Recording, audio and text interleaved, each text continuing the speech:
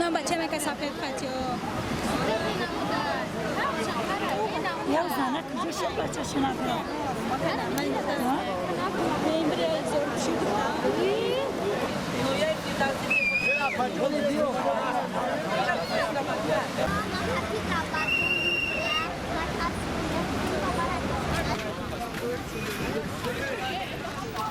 Çok güzel, çok güzel.